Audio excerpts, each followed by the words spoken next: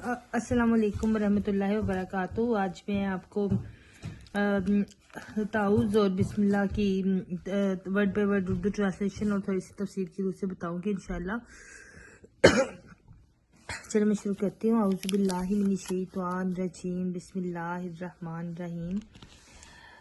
औज़ु का है कि मैं पनाह मांगती हूँ बिल्लाहि अल्लाह की, मिनश शैतानी शैतान, धुत अर्रजीम धुतकारते हुए शैतान से।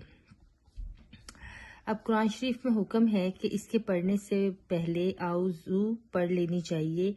अल्लाह ताला फरमाता है इज़ा करातल कुरान फस्तइज़ बिल्लाह, ये सूरत अन-नहल में है और वर्स नंबर 95 है ये, कि जब तू कुरान पढ़ने लगे तो उससे पहले अल्लाह ताला से इस्ताआज़ा कर लिया कर, यानी हर किस्म के शरूर के मुकाबले के लिए खुदा ताला की मदद और उसकी पनाह मांग लिया कर।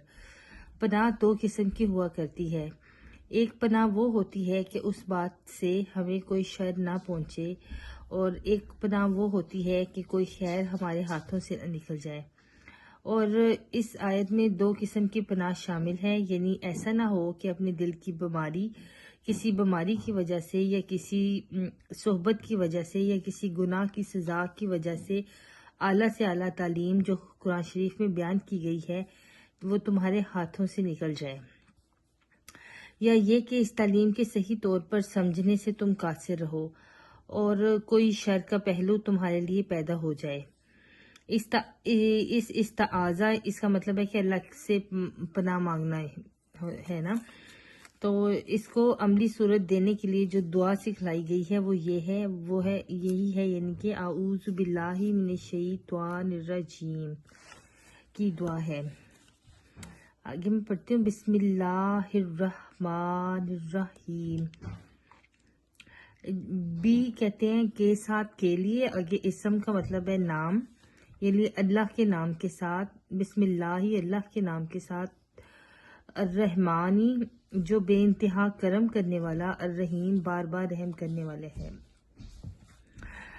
तो इसमें जो है अल्लाह के बारे में बताया गया कि अल्लाह उस ज़ात का पाक नाम है जो अज़ली और अब्दी और हय्युल क़य्यूम है, और मालिक व खालिक और रब और मखलूक का रब है।